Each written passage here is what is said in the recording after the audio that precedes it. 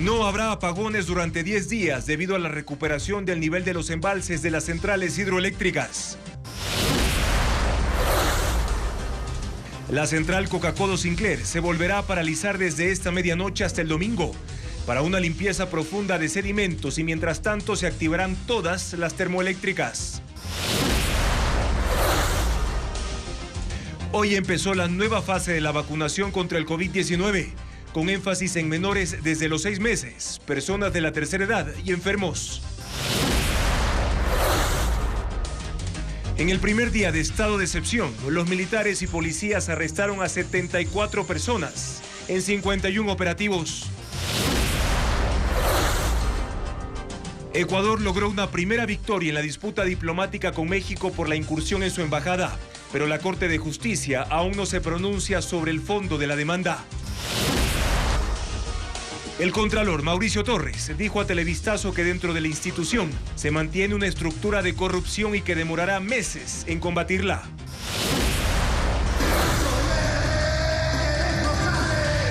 El presidente argentino Javier Milei convirtió el lanzamiento de su último libro en un concierto de rock y mitin político en Buenos Aires.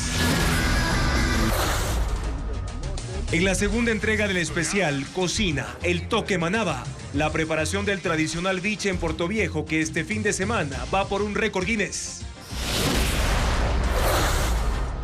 La ecuatoriana Maribel Caicedo vuelve a romper el récord sudamericano de los 100 metros vallas. En opciones para el feriado, Televistazo muestra en qué cantones se puede practicar karting, ciclismo, parapente y senderismo.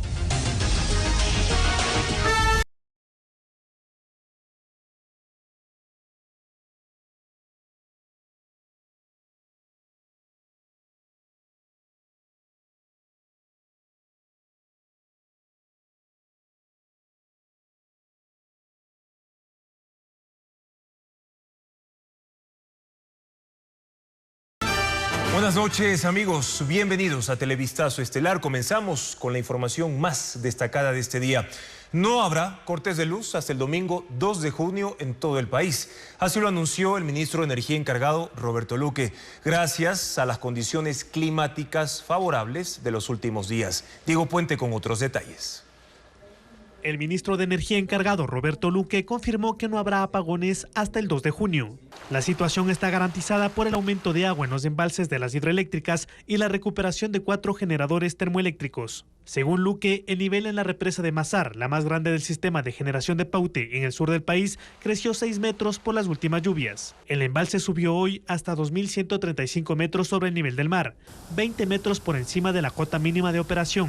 Esto ha permitido mantener en funcionamiento a las otras 2 centrales de Paute, Molino y Sopladora, que trabajan a su máxima capacidad con 13 unidades de generación. La suspensión de los apagones también obedece a la recuperación de 156 megavatios en las centrales de Machala, Pascuales y Aníbal Santos en Guayaquil. El ministro indicó que por el momento no se requiere comprar energía a Colombia, pero esta realidad puede cambiar en agosto, septiembre y octubre próximos, que se prevé otra temporada de estiaje. Tenemos un procedimiento ya establecido que día a día se va haciendo ofertas y se decide comprar o no comprar en función del costo y el beneficio que tengamos.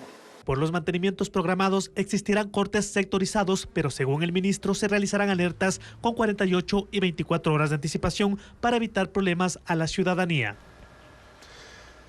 Desde la medianoche hasta el 26 de mayo no funcionará la hidroeléctrica Coca-Codo Sinclair por el retiro de los sedimentos acumulados. La limpieza llega luego de que anoche fuese apagada durante 10 horas y esta mañana retomara sus operaciones. Diego Cuenca con el informe. La hidroeléctrica Coca-Codo, que está en la provincia de Napo, dejó de funcionar a las 9 de la noche de ese miércoles, porque hubo un incremento abrupto de sedimentos en el río Coca. Y cuando ocurre eso, deben apagar las 8 turbinas, que tienen capacidad para generar 1.500 megavatios. Si no lo hacen, pueden tener daños irreversibles. La central estuvo sin operar durante 10 horas. Eso significó que dejó de cubrir el 25% de la demanda eléctrica a escala nacional. Según el Operador Nacional de Electricidad SENACE, Coca-Codo retomó sus operaciones hoy a las 7 de la mañana. Pero por la tarde el ministro de Energía encargado aclaró que se necesita un mantenimiento urgente por los sedimentos acumulados en las rejillas de los desarenadores. que son las estructuras para retener la arena o piedras que arrastran las aguas. Esa limpieza será desde la medianoche de ese viernes 24 hasta el domingo 26 de mayo. Es decir que durante esos 3 días, la hidroeléctrica estará apagada. A pesar de ese problema, no habrá apagones porque activaron todo el parque termoeléctrico, que tiene capacidad para generar 2.859 megavatios.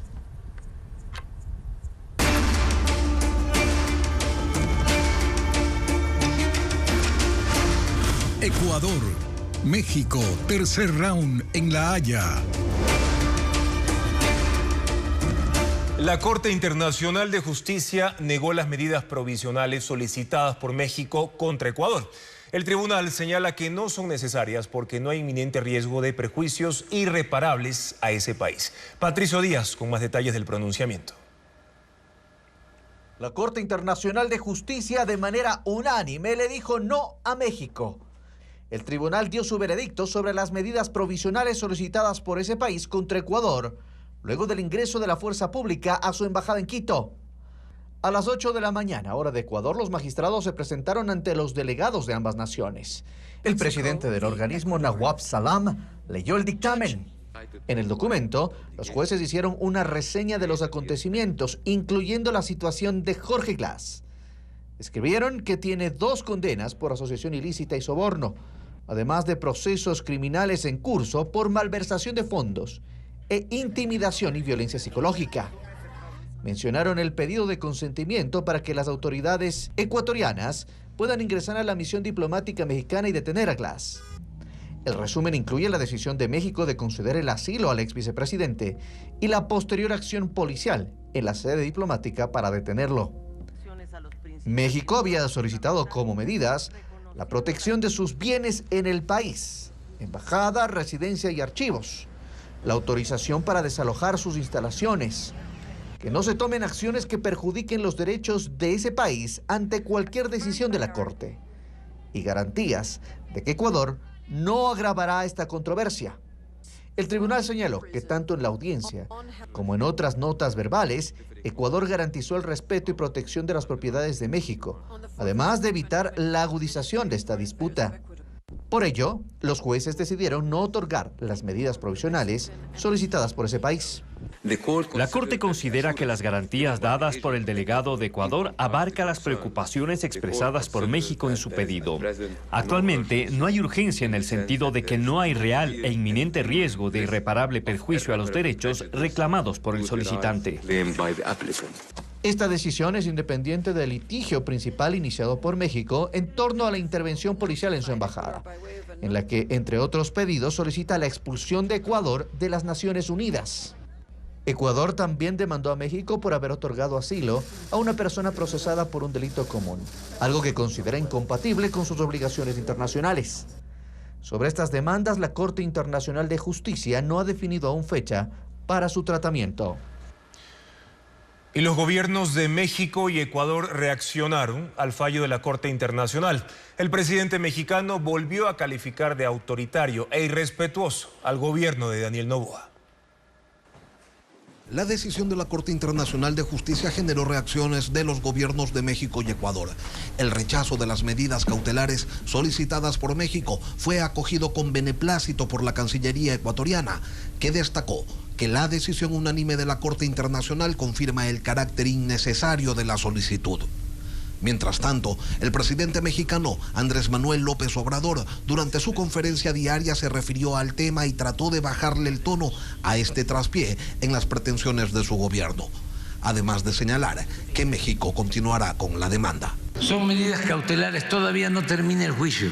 Y es importante el que quede el presidente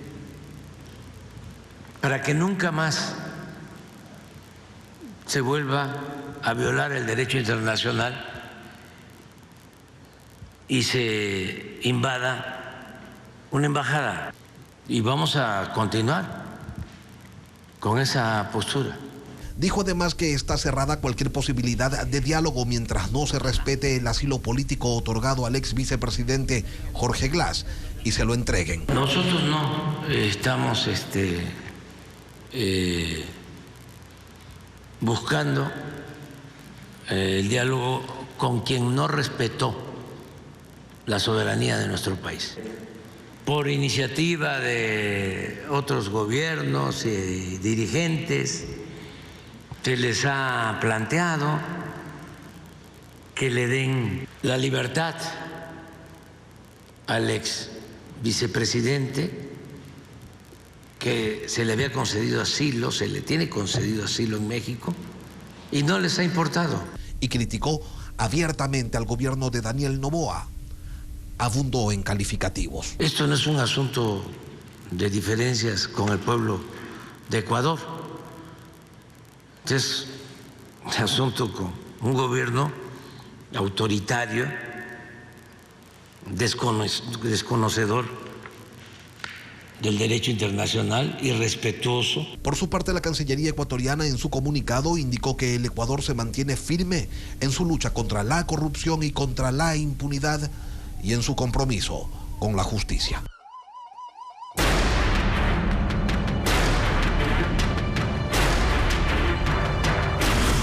Seguridad, la misma receta. En 6 meses, el presidente Daniel Noboa ha declarado 3 estados de excepción por la inseguridad en el país. El problema se mantiene y ha focalizado la intervención militar en 7 provincias. Paul Romero con el informe. Desde que se posesionó el presidente Daniel Noboa ha declarado 3 estados de excepción por la inseguridad del país. El incremento de asesinatos, extorsiones y secuestros. Esto se mantiene. La mayor particularidad es que en los últimos 3 meses, el Ejecutivo ha focalizado en 7 provincias la intervención militar. El primer estado de excepción fue declarado el 8 de enero. Lo contempló para todo el país. En el decreto ejecutivo 110, ordenó la movilización de las Fuerzas Armadas y de la Policía. Declaró zonas de seguridad a los 35 centros penitenciarios para la intervención militar. Entró a operar el bloque de seguridad con más de 400 uniformados de las unidades de élite de las Fuerzas Armadas y Policía en las zonas más conflictivas. Ordenó toque de queda entre las 11 de la noche y las 5 de la mañana. Esta decisión fue complementada un día después, el 9 de enero, con la declaratoria de conflicto armado interno. El presidente categorizó a 22 organizaciones delincuenciales como terroristas y las Fuerzas Armadas les identificaron como objetivos militares. Ese estado de excepción duró 90 días. El 30 de abril firmó el segundo decreto ejecutivo por persistencia del conflicto armado interno, pero focalizó la intervención en 5 provincias: Manabí, Los Ríos, Guayas, Santa Elena y El Oro. Eliminó el toque de queda. El 10 de mayo la Corte Constitucional declaró inconstitucional el estado de excepción por falta de fundamentos. Noboa insistió este miércoles con un tercer decreto.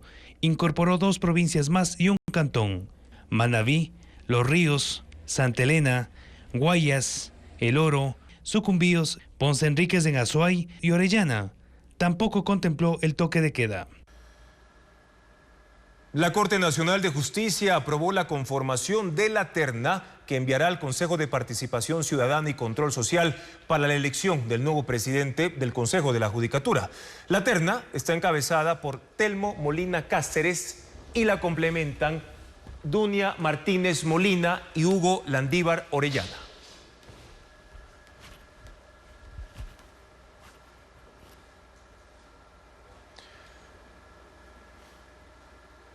El presidente de Argentina, Javier Milei, presentó su más reciente obra sobre defensa de ideas de libertad en un evento masivo en el estado Luna Park de Buenos Aires. Milei convirtió el sitio en una sala de conciertos donde rockeó ante la multitud al ritmo del tema Panic Show de la banda La Renga, un tema que de hecho lo ha identificado desde que comenzó su campaña. El estadio cubierto Luna Park de Buenos Aires fue el escenario donde 8.500 personas se congregaron para ver a Javier Milei, el presidente con un pasado rockero que montó un espectáculo para presentar su libro más reciente. Hola a todos, yo soy el león, rugió la bestia en medio de la avenida, corrió la casa sin entender. El tema Panic Show de la banda argentina La Renga de finales de los 80 está junto a Javier Milei desde el inicio de su campaña y ahora como presidente aprovecha su popularidad. La Las entradas al evento eran gratuitas y se agotaron, y por seguridad solo dejaron entrar a quienes tenían un boleto. Muchos quedaron fuera. Y terminado el show, llegó el momento de hablar de su libro titulado Capitalismo, Socialismo y la Trampa Neoclásica, que conecta la teoría económica con la acción política. Política que no se quedó a un lado, pues Milei explicó que presentaba su libro en el estadio ante el boicot kirchnerista que impidió que fuera invitado a la Feria del Libro en Buenos Aires. La gente gritaba en contra de la expresidenta Cristina de Kirchner y coreaban: Cristina se va presa. Le pedían que encarcele a la exmandataria. Les puedo asegurar que los acompañaría cantando, pero violaría la independencia de los poderes. Luego el público empezó a gritar en contra del expresidente del gobierno español Pedro Sánchez, con quien Milei está enfrentado desde que habló de él y su esposa en un acto político en Madrid. Milei se limitó a decir maldito socialismo. Entre sus polémicas en el extranjero y las dificultades que tiene para consolidar su modelo económico con severas reformas en Argentina, Milei dijo que ya tiene bastantes líos.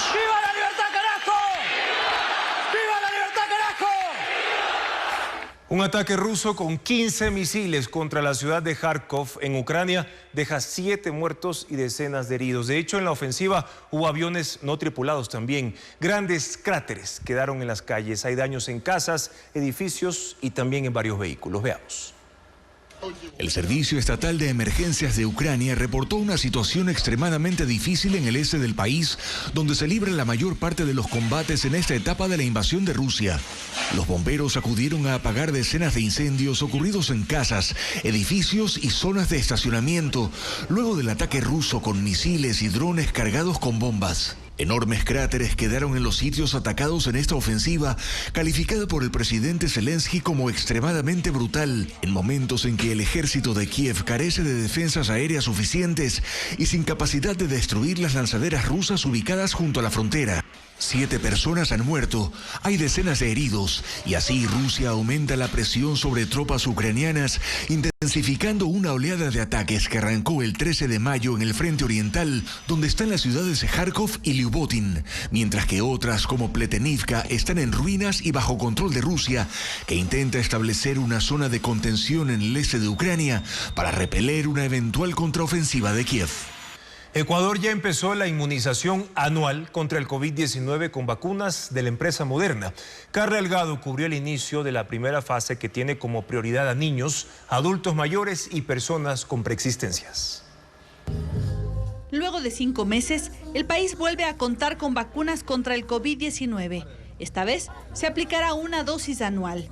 Este jueves cientos de personas acudieron hasta el centro de salud de la mitad del mundo en el norte de Quito para vacunarse. El ministro de Salud indicó quiénes accederán a las dosis.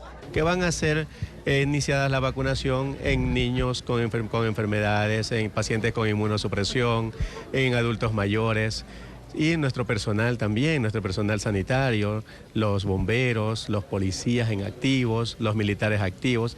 Explicó que hay casos en los que se aplicará más de una dosis. Los niños desde los 6 meses hasta 4 años de edad que no han recibido ninguna vacuna en contra de la enfermedad recibirán 2 dosis y 3 dosis para menores desde los 6 meses de edad con diagnóstico de inmunosupresión o con defensas bajas. El Ministerio de Salud adquirió 500.000 vacunas actualizadas de la empresa Moderna. La mitad se aplicará durante la primera fase, el resto llegará en 6 meses.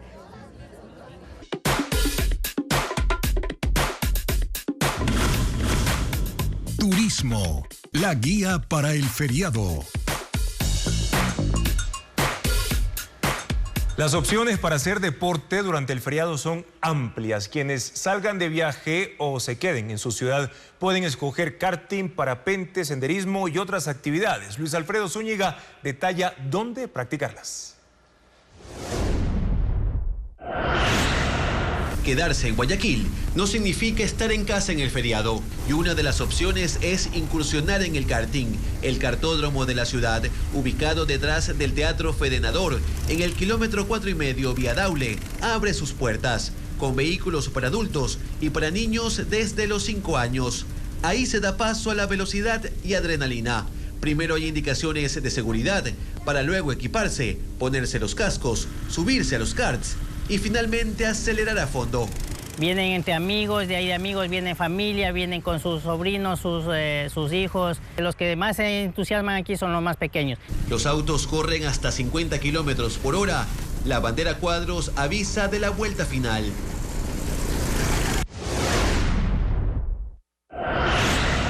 En la comuna San Pedro de Santa Elena, el parapente es el deporte de aventura por el que pueden optar los turistas. Desde el punto más alto del sector, los pilotos alistan sus equipos, abren los grandes parapentes en el suelo, dan las instrucciones a los turistas y la aventura comienza. Desde lo alto, la playa, las montañas y el mar llegan hasta donde alcanza la vista. El vuelo dura 15 minutos y lo pueden hacer personas desde los 7 años. Este deporte de aventura estará disponible en el feriado desde las 10:30 de la mañana hasta las 6 de la tarde.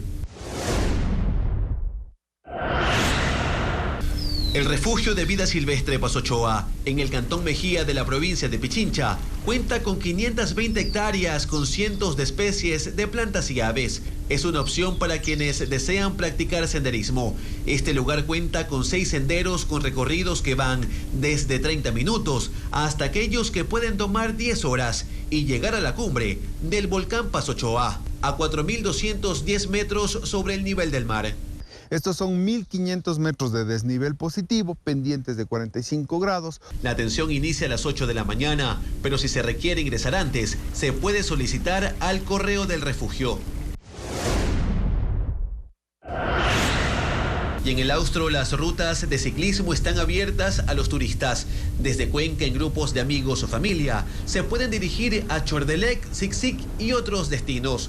Quienes optan por este deporte pueden acceder fácilmente con operadores turísticos de la ciudad, grupos de ciclistas en redes sociales e incluso aventurarse por su cuenta y disfrutar del feriado con este deporte.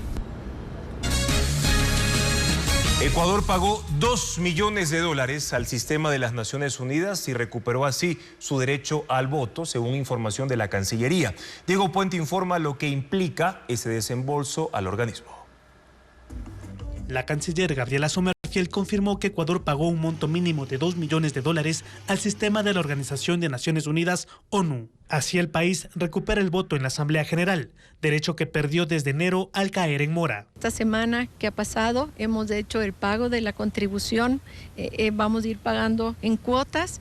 Para recuperar el derecho al voto, Ecuador requería pagar $1,9 millones de los 11.7 millones de la deuda total, 4.5 millones para el presupuesto ordinario de la ONU, 7 millones para las operaciones de mantenimiento de los cuerpos de paz y $211.000 para los tribunales internacionales. Los 193 países que son parte del sistema de Naciones Unidas deben pagar un aporte para cumplir con obligaciones por gastos administrativos, servicios de asesoría, pago de funcionarios y otros rubros que permiten que el organismo funcione. En el artículo 19 de la Carta de las Naciones Unidas se estableció suspender el derecho a la votación a los países que adeuden 2 o más años de obligaciones completos. Esa deuda corresponde no menos de 5 años de aportes. El aporte de Ecuador se cumplió la semana pasada. Hoy la ONU lo borró de la lista de morosos en su página oficial, donde compartía espacio con Venezuela y Afganistán. La explosión en una fábrica de pirotecnia deja un muerto y 34 heridos en Soacha, Colombia. 500 propiedades resultaron afectadas por la detonación y también por un incendio que se extendió en toda la zona. Los primeros instantes de esta emergencia fueron captados con teléfonos celulares. Desde un parque y barrios cercanos se veían las columnas de humo y se escuchaban las explosiones. Desde el aire se pudo ver la magnitud del incendio que consumía varias estructuras de la fábrica, conocida como Polvorería El Vaquero. El fuego se extendía por el lugar, mientras que los artículos de pirotecnia seguían estallando. El propietario de la planta dijo que el incendio comenzó en el área donde se manipula azufre y carbón, que una chispa contaminó el material. Equipos de socorro estuvieron ahí durante horas hasta que controlaron la situación, pero dentro de las instalaciones murió una trabajadora y otras 34 personas resultaron heridas. La onda expansiva llegó a casas y condominios que terminaron con paredes cuarteadas y ventanales rotos. Esta imagen muestra a una familia huyendo de su apartamento. Las viviendas afectadas son unas 500. Autoridades locales iniciaron un censo para saber el número exacto de perjudicados, el total de los daños provocados y determinar responsabilidades en este caso. 9 personas murieron y 61 quedaron heridas por el desplome de una tarima en México. Ocurrió en Nuevo León cuando una ráfaga de viento derribó la estructura durante un acto de campaña del candidato presidencial Jorge Álvarez. ¡Maínez, presidente! ¡Maínez! ¡Maínez! ¡Maínez!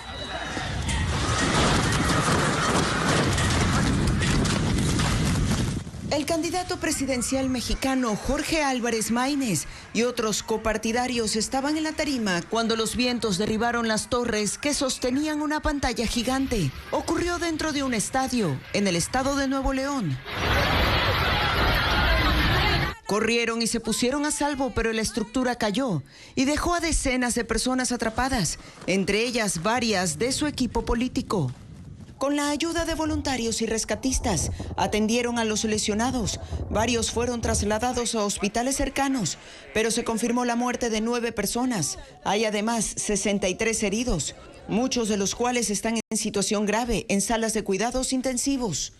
La región experimentó tormentas eléctricas, vientos y lluvia intensa durante 2 horas después de la tragedia.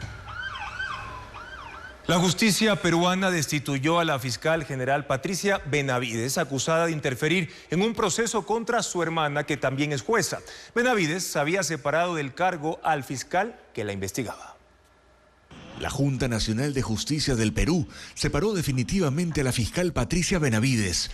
Está acusada de interferir en una investigación contra su hermana Emma Benavides, jueza denunciada por excarcelar a presuntos narcotraficantes a cambio de sobornos. Benavides había despedido a la fiscal que investigaba a su hermana, intentando obtener el sobreseimiento en el caso. La judicatura señaló el acto como una falta muy grave al ser la representante de la institución. No tengo miedo a la destitución. Pero ahora, la ex fiscal general, que llegó a ser una de las mujeres más poderosas del país, calificó su destitución como un ataque premeditado de los poderosos que no quieren ser investigados. En noviembre del año pasado presentó una denuncia constitucional contra la presidenta Dina Boluarte en el Congreso, responsabilizándola por las muertes ocurridas por la represión de las protestas cuando asumió el cargo tras la destitución del expresidente Pedro Castillo. Unas 60 personas murieron en las revueltas. La denuncia desató un enfrentamiento entre la fiscal y la presidenta, que ahora está investigada también en la fiscalía por supuestos actos de corrupción.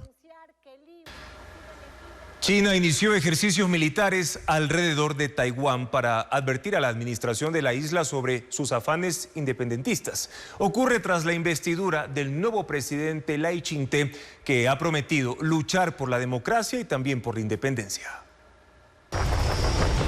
Ejercicios militares de la Marina, el Ejército y la Fuerza Aérea de China ocurren desde la mañana de hoy en el estrecho de Taiwán, según el gobierno de Beijing, como castigo por los planes independentistas tras la reciente investidura del nuevo presidente Lai Ching-te. El mandatario de 64 años ganó las elecciones de enero en una sola vuelta. Ha prometido impulsar la democracia de Taiwán y rechazar los intentos de interferencia de China. Esta postura ha hecho que el gobierno de Beijing lo califique como un peligro al mando de la isla, por lo que desarrollan patrullajes y prácticas para un posible combate, además de ensayos de ataques de precisión. Taiwán ha detectado 42 aviones y 31 barcos cerca de su territorio. El presidente Lai Ching-te ha dicho que defenderá los valores de la libertad y la democracia, protegiendo la paz y la estabilidad de la región. China y Taiwán se gobiernan separadamente desde el fin de la Guerra Civil en 1949. Taiwán funciona como una democracia desde 1990, pero las relaciones se han deteriorado en los últimos años porque Beijing insiste en que Taiwán es una de sus provincias y advierte constantemente contra cualquier intento en favor de su independencia. En el estado de Tabasco, en México, las temperaturas superan los 40 grados debido a una nueva ola de calor que comenzó hace 3 días, por lo que se reportan fallas en el sistema de energía en la ciudad de Villahermosa. La falta de luz ha hecho que algunos residentes opten por dormir en sus autos o en la calle. Incluso hubo protestas con bloqueo de vías ante la falta de prevención y reacción de las autoridades por las deficiencias en cuanto a la generación eléctrica en esa zona. Mientras esto ocurre, 138 monos aulladores han muerto en el sur de México por deshidratación severa. Científicos ven que la intensa ola de calor y la sequía en la región son causas probables. Campesinos y veterinarios auxiliaron a los ejemplares sobrevivientes. Por eso es que este chupetito me gusta, mira. El llamado de auxilio vino desde la selva. Habían monos arriba que ya estaban hasta muertos y se caían solos. Quienes acudieron dicen que al menos una decena de monos zaraguatos, también conocidos como aulladores negros, ya estaban muertos cuando llegaron con ayuda. Los sobrevivientes fueron trasladados a un hospital veterinario cercano donde fueron reanimados por el equipo del doctor Víctor Hugo Morato. Los monos nos hacían esta señal, nos tendían la mano como diciendo, ayúdame, me estoy muriendo. Y créanme que para mí se me hizo un nudo. El médico informó que un análisis de sangre de los monos indicó que estaban deshidratados y con un cuadro infeccioso e inflamatorio provocado por parásitos y bacterias. Alejandro Moreno, ambientalista y representante de la organización El Aullido del Mono, afirma que las olas de calor en México, el cambio climático y la deforestación pudieron contribuir a la muerte de los monos. Los vecinos y rescatistas acompañaron a los sobrevivientes hasta que se recuperaron. Allá nos agarró la mano y lloraba, le salía su lagrimita el monito, que no lo dejáramos solo. Este grupo de voluntarios, entre los que se encuentran biólogos, ecologistas y veterinarios, recogían los cadáveres de los monos aulladores, una especie en peligro de extinción, y ayudaban a sepultarlos en la misma selva. La Unidad Municipal de Protección Civil dijo que identificaron varios sitios donde la fauna está sufriendo y que están llevando agua y alimento. Singapore Airlines pidió disculpas por la traumática experiencia vivida en uno de sus vuelos. El Boeing 777 que viajaba de Londres a Singapur fue sacudido por turbulencias extremas que obligaron a los pilotos a aterrizar de emergencia en Bangkok. Un viajero murió por un paro cardíaco respiratorio y 20 personas se encuentran en cuidados intensivos. Decenas de pasajeros más resultaron heridos en este incidente.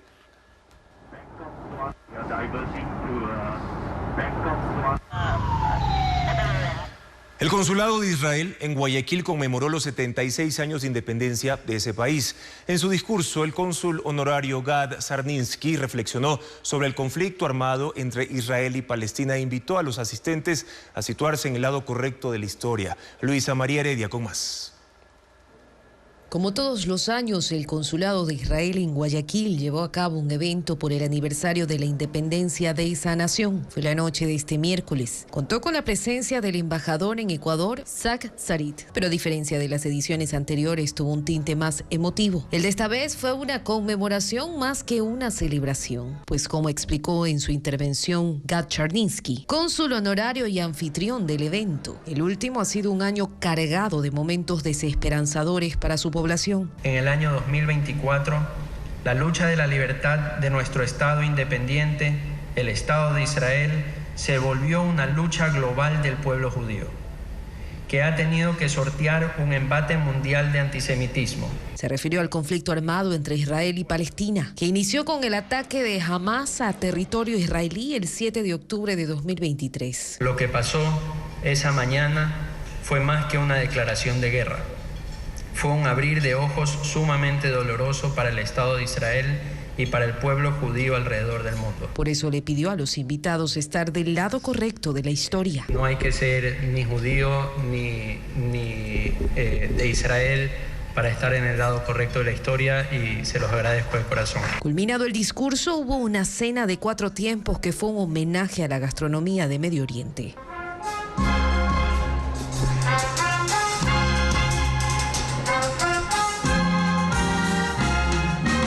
Incluso la música, que estuvo a cargo de la Orquesta Sinfónica y Filarmónica de Guayaquil, hizo un recorrido por las melodías tradicionales de la región. Entre los asistentes había autoridades, exfuncionarios de gobierno, representantes de gremios y de los medios de comunicación.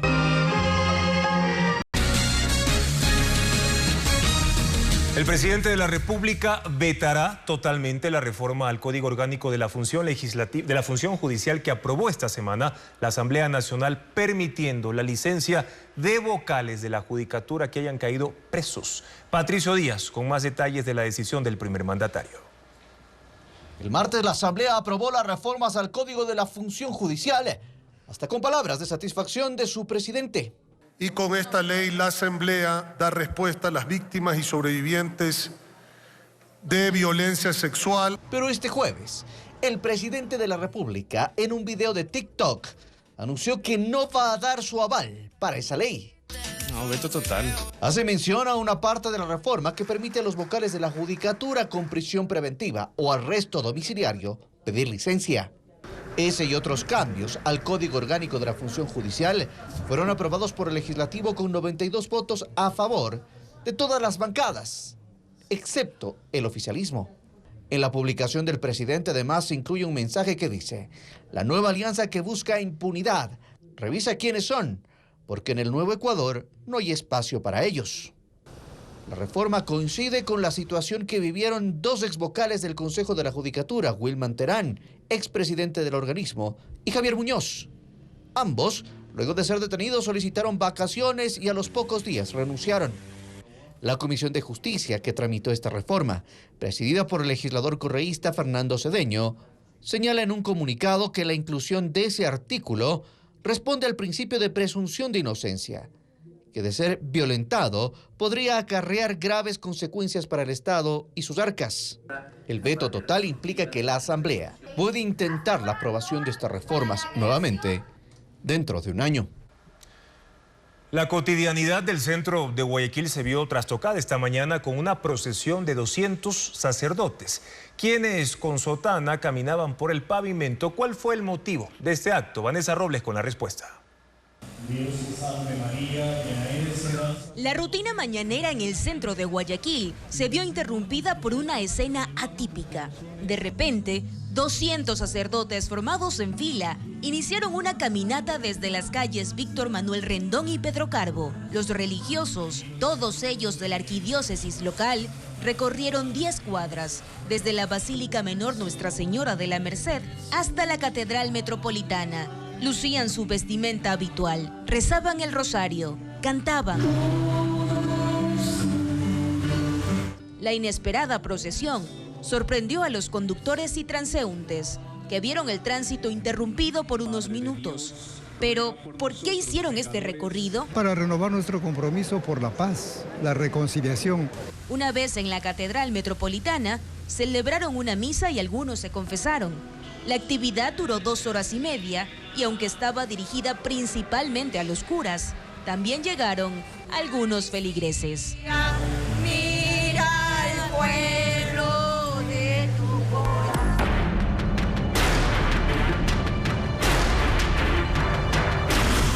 Seguridad, la misma receta. Ha transcurrido ya el primer día del nuevo estado de excepción focalizado. La policía ejecutó operativos en 6 provincias. De hecho, ya van 74 detenidos, como informa Luis Alfredo Zúñiga. Con el estado de excepción focalizado en marcha, la Fuerza de Investigación Criminal de la Policía intervino en 6 provincias de la costa este jueves. En Guayas, Manabí, Santa Elena, El Oro, Los Ríos y Esmeraldas se ejecutaron 47 operativos, aunque esta última no consta en la declaratoria. 9 de estas acciones se dieron en Daule, Guayas, donde se detuvo a 2 integrantes de 2 células de las bandas criminales, Choneros y Mafia 18. Decomisaron 20 armas de fuego y 254 cartuchos. Mientras en Santa Elena capturaron a 8 personas, 2 de ellas en el sector del Tablazo, quienes según la policía estaban involucradas en el secuestro de una mujer. Además, en el allanamiento a una casa encontraron 604 tacos de dinamita usados para intimidar y extorsionar. Según los uniformados, también hallaron 100 kilos de explosivo granulado, 200 metros de mecha lenta y 704 cápsulas fulminantes. En otra operación en Los Ríos, la Policía Judicial detuvo a 10 personas que, según los uniformados, son responsables de una muerte violenta. Durante un allanamiento encontraron 7 armas de fuego, municiones, una granada, 2 motos y un vehículo. Las Fuerzas Armadas también ejecutaron 3 operativos. En Orellana hubo 5 detenidos y 6.000 galones de combustible decomisados. Y en El Oro se detuvo a un cabecilla de los choneros y otros 4 integrantes de esta banda criminal. El despliegue policial y militar ya deja 74 detenidos. En Orellana y Sucumbíos, que están dentro del estado de excepción, se destinaron 2.000 militares. Y al menos 15 de los 22 grupos considerados terroristas operan en las provincias que desde ayer aplica el nuevo estado de excepción. El traslado de drogas es el delito que cometen y desencadena en tráfico de armas, explosivos, sicariatos, secuestros e incluso las extorsiones. Merlin Ochoa con los datos. Según el gobierno, el conflicto armado interno se recrudece en las 7 provincias en estado de excepción, donde este año ocurrieron 1.920 asesinatos, que representan el 87% de la cifra total de Ecuador. El mapa criminal arranca en Orellana y Sucumbíos, donde dominan los lobos, choneros y tiguerones, que trafican droga y se dedican a la minería ilegal. Los cárteles colombianos les pagan con armas y cocaína. En Manabí la guerra es entre los choneros y lobos, que trabajan con Sinaloa y Jalisco, y también operan los R7 y Gato Seco, y ahora los denominados Pepes.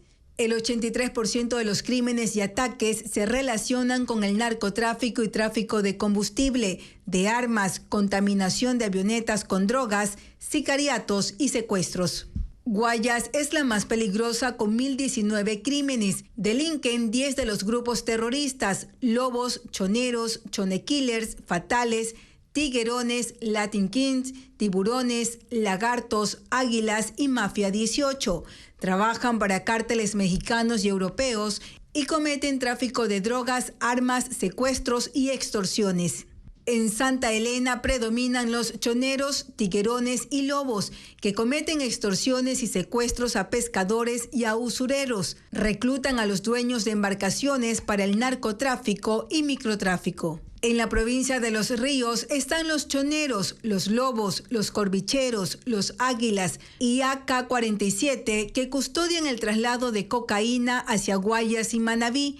Los delitos son tráfico de drogas, precursores químicos, extorsiones, asesinatos y robo en carreteras.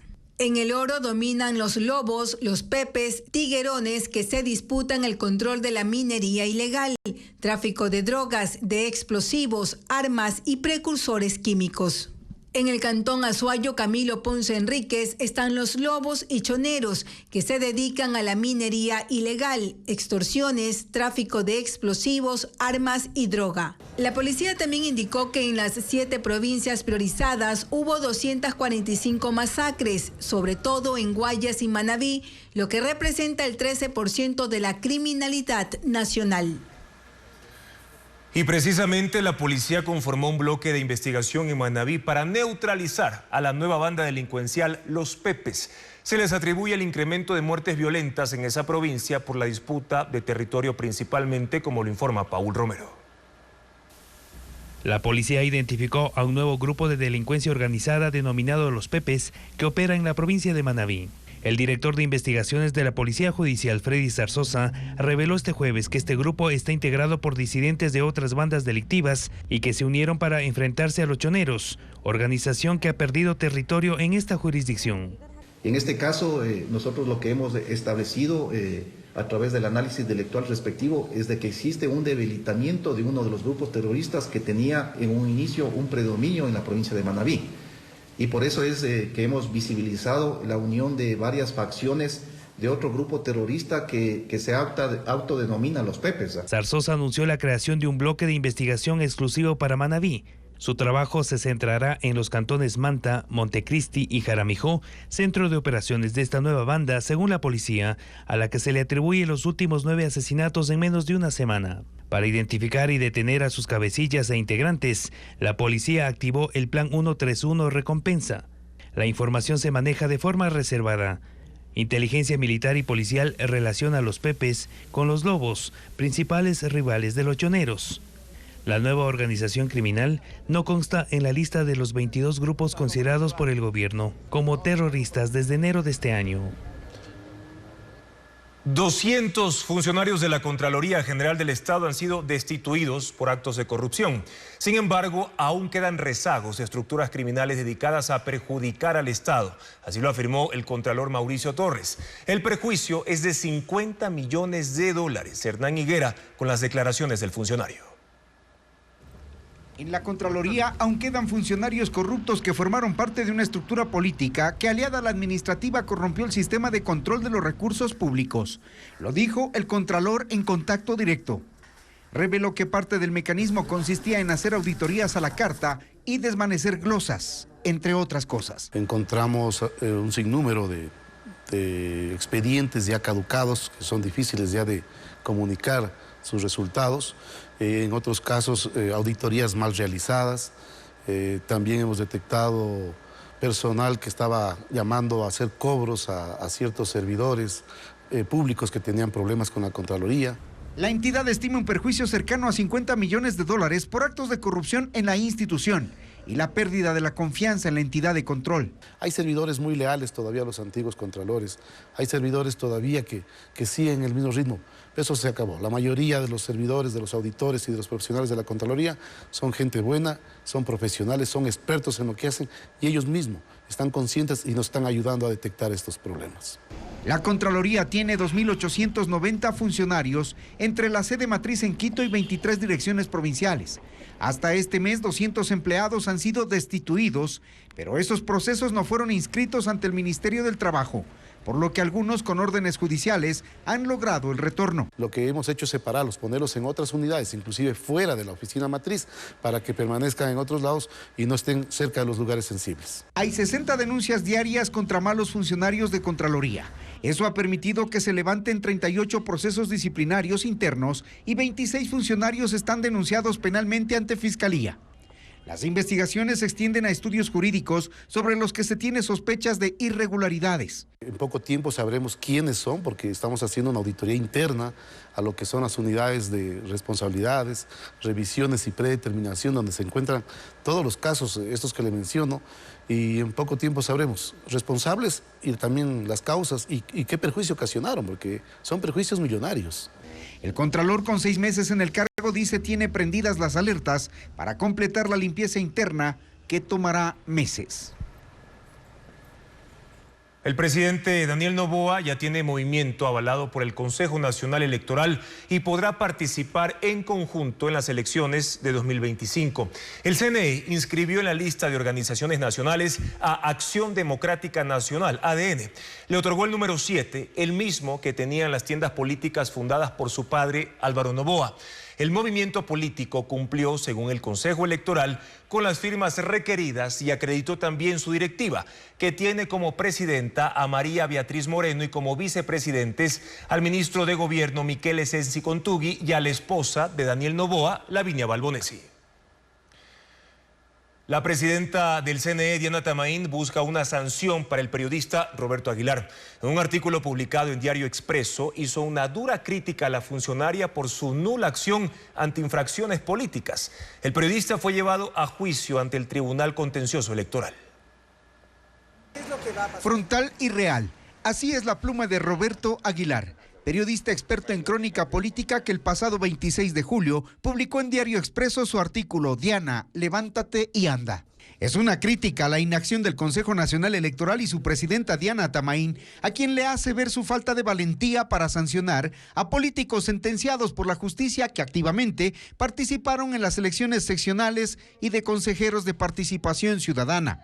Aguilar se refiere al silencio del CNE frente a lo que fue evidente y escribió: soñar no cuesta nada. Estamos ante la pusilánime y obsecuente Diana Atamaín, que no movió un dedo cuando el mismo personaje, al frente de su estructura partidaria, entró de lleno en la campaña para integrantes del Consejo de Participación Ciudadana, lo cual está prohibido expresamente por la ley.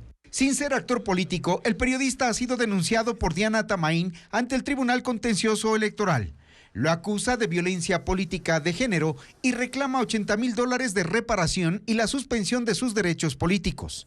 Aguilar considera inaudita la denuncia. Yo critico esa inacción en términos muy duros, pero en ningún caso en términos basados en su condición de mujer. Es decir, no hay, y la denuncia y el alegato del abogado de la señora Atamaín no han podido demostrar la existencia de estereotipos de género. Este miércoles el Tribunal Contencioso Electoral recibió en audiencia los alegatos de las partes. Atamaín no fue, pero se declaró por intermedio de su abogado víctima. Dijo no ser responsable de decisiones que le corresponden al Pleno del CNE. El Tribunal Contencioso Electoral tiene 3 días para dar a conocer su sentencia.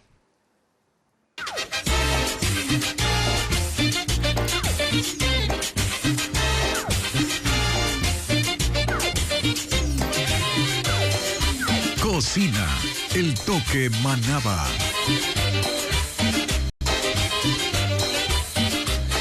Hablemos del biche, que es una tradicional sopa manabita que surgió hace 5 siglos y cuya invención se atribuye a las culturas Valdivia y Manteña. Aunque prepararlo no es complicado, el proceso puede tomar unas 2 horas. Lo esencial es saber escoger los ingredientes. Veamos.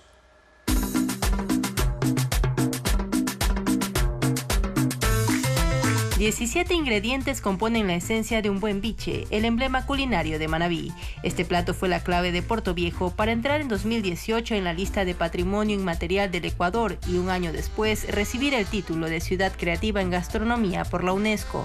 Detrás de esta sopa hay 5.000 años de historia, pues según vestigios arqueológicos, las culturas Valdivia y Manteña la preparaban con productos que siguen cultivándose en la provincia. Como el caso de la yuca, el maní, el choclo, camote, el zapallo, que son productos de nuestra ancestralidad milenaria.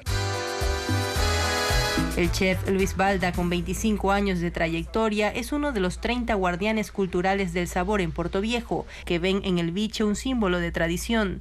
Su negocio es montubio en cada detalle, desde el nombre hasta el último rincón de la cocina. Banderines, decoraciones en barro, madera, paja tejida y un horno de leña conforman la auténtica escenografía manaba.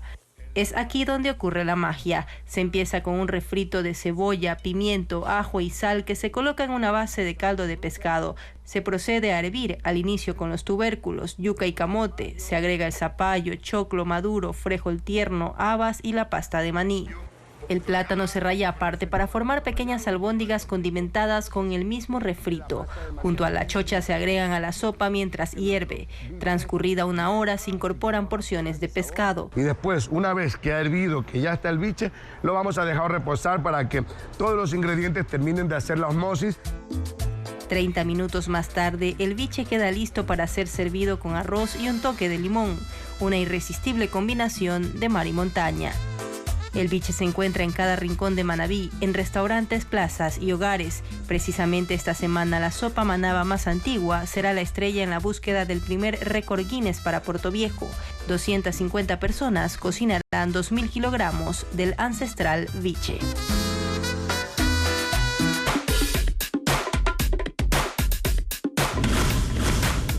Turismo, la guía para el feriado.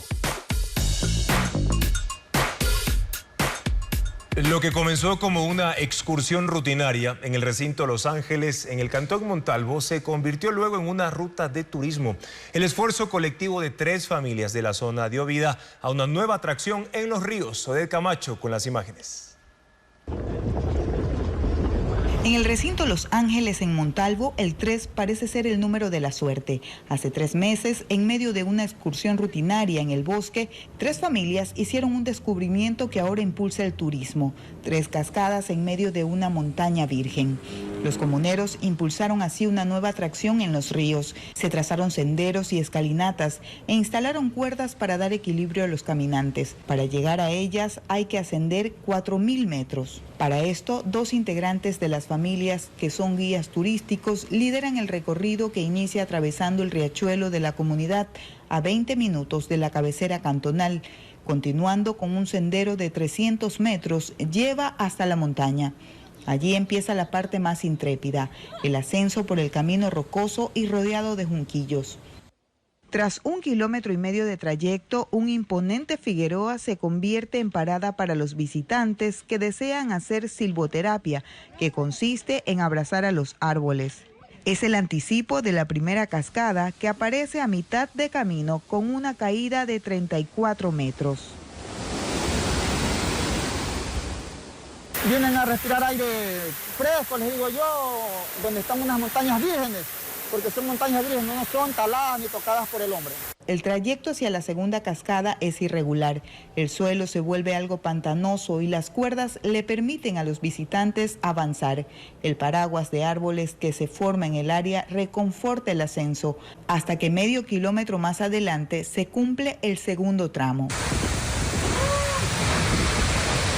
Aquí uno viene a desintoxicar los pulmones también, cruza la montaña y muy bonito.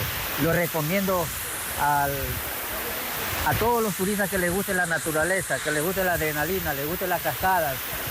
Muy bonito, van a pasar un momento muy agradable.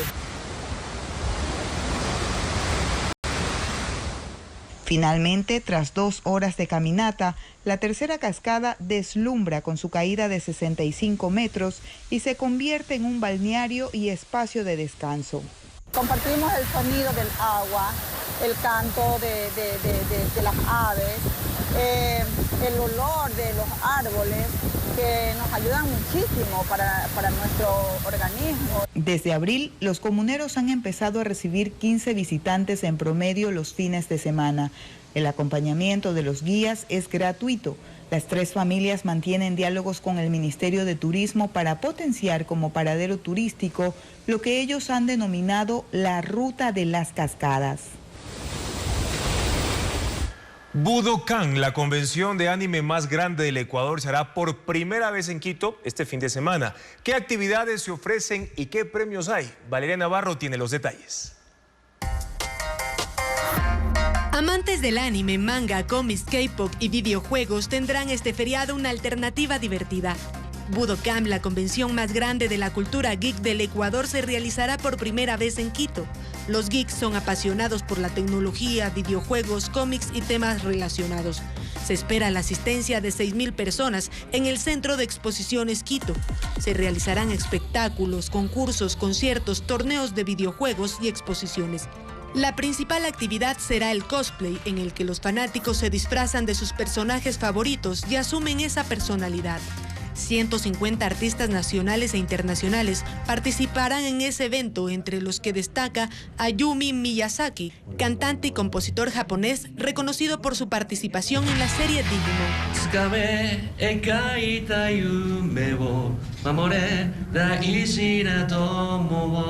La convención tendrá 3 escenarios, uno para gamers, otro para conciertos y otro para la demostración de talentos. Los premios para los participantes son de hasta $20.000. Habrá stands comerciales y de comida asiática callejera. El evento será el sábado 25 y domingo 26 de mayo desde las 10 de la mañana hasta las 19:30. Gracias por su sintonía, amigos. Una buena noticia que permite disfrutar del feriado. El gobierno asegura que no habrá apagones a escala nacional hasta el domingo 2 de junio debido a la recuperación de los caudales en las hidroeléctricas. Y les recordamos que mañana